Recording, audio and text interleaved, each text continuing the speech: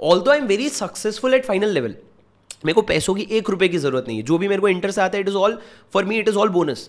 फिर भी मेरे को फ़र्क पड़ रहा था।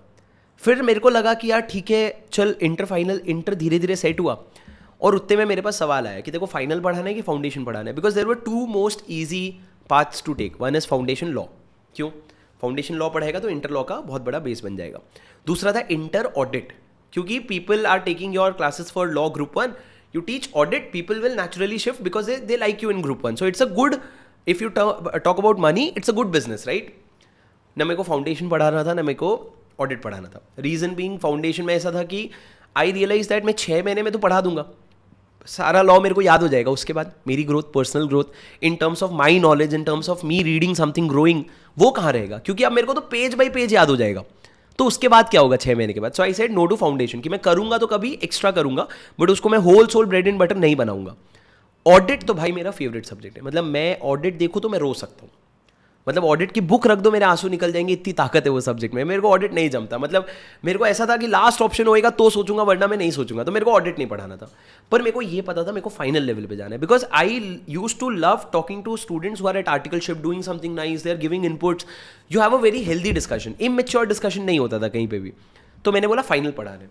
मैं बैठा एक दिन, मैंने FR सोचा, 3-4 दिन सोचा, सारे फैकल्टीज, सारे नोट्स, सब दिमाग लगाया, नहीं जमा। एक एक सब्जेक्ट पे आया। It took me 1 month to decide कि boss you have to teach direct tax, because मेरे को ऐसा था कि लॉ में कभी मेरे को लोगों ने बोला है यार ये लॉ हम भी पढ़ा लेंगे। इंटर के लॉ में कुछ वो लोग भी जो सिर्फ BCom किए होते हैं, CA के नहीं होते हैं, वो पढ़ा लेते हैं।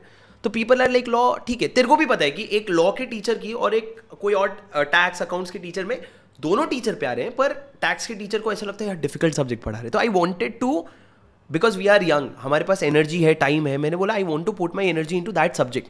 And I will be very honest, मैंने आज तक कभी किसी को नहीं बताया है, जब मैंने शुरू किया ना तो नेचुरली क्या होता है, जब मार्केट में ऑप्शंस होते हैं तो लोग तुमको बहुत जज करते हैं कि शुभम मेरे डेमो पे आए, पहले दिन देखे, वही शुभम है, तुमने फाइनल लॉ पे बहुत प्यार दिया है, उसी को तुम अभी बोल रहे हो फास्ट पढ़ा रहे, स्लो पढ़ा रहे, बहुत लिखवा रहे, नहीं लिखवा रहे। पीपल बिकम टू जजी because you have not yet established yourself. जब मेरी इंटर की 100 बच्चों की बैच बनी थी सबसे पहले, तो मैंने बच्चों को ये बोल के बैठाया था जिसको रिफंड चाहिए आके रिफंड लेके चले जाना, पर तुम बैठो मेरे पे भरोसा करो। कितने बच्चे आए थे? 100। रिफंड कितने मांगने आए? गेस कर, एक रैंडम गेस कर। 5 12 बच्चे रिफंड मांगने आए कि सर हमको नहीं जम रहा, वापस कर दो। 2 attempts later CA inter face to face हमारे 1000 बच्चों की बैच बनी, और हमने बोला रिफंड चाहिए तो ले लेना। कितने बच्चे आए? 0। Why? It was not me who changed, it was the students mentality. पहले बैच में उसको लग रहा था मैं यहाँ 100 बच्चों के बैच में बैठा हूँ, वहाँ 1000 बच्चों की बैच है, शायद वो ज़्यादा अच्छी होगी। ये गलत है, ये सही नहीं है। वो उनकी मेंटालिटी 1000 में, उनकी मेंटालिटी ये है मेरे में ही कमी है, मुझी को नहीं समझ आ रहा है। तो वो फ़र्क क्यों बदला? When you are too big a teacher people find flaws in themselves. When you're too small a teacher, people find flaws in the teacher.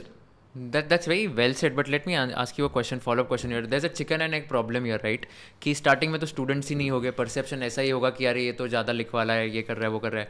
How do you get to that journey from 100 to 1000? How do you change? Like you just be consistent, और कैसे change, कैसे करते हैं फिर? Consistent. So I'll tell you, जब मेरी पहले 100 बच्चों की बैच थी और 12 बच्चों ने रिफंड मांगा है 12 अलग अलग दिन में, और एक भी दिन ऐसा नहीं होगा जब मैं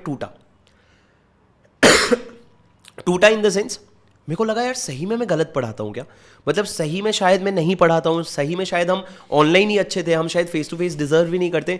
you get lot of self doubt, but then the only answer is you just keep going. If you are honest, if you are passionate and if you have the talent. पर टैलेंट है कि नहीं पता करने के लिए you have to keep going.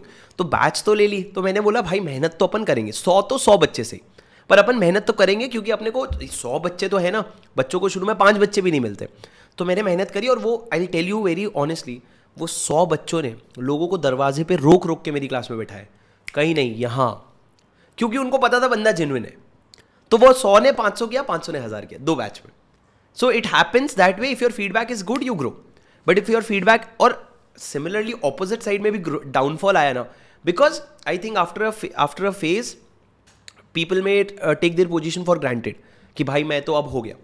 तो जो हम लोग बहुत ज़्यादा एफर्ट डालते तो नेचुरली हवा बदलती है. पर फाइनल लेवल पे जब बच्चा इतना जज किया, मैं फिर से टूट गया. मैंने बोला यार अभी इंटर का कितना भी बड़ा क्राउड हो पर तुमको सेल्फ डाउट फिर से आते हैं. If you learned something new from this video, do share it with your friends and subscribe to this channel so that we can bring you the best content possible. Also, if you want to watch this entire episode, click on the link in the description box and you can go to Kushal Lodha YouTube channel and watch the entire podcast episode. Thank you so much for watching this and have an amazing day.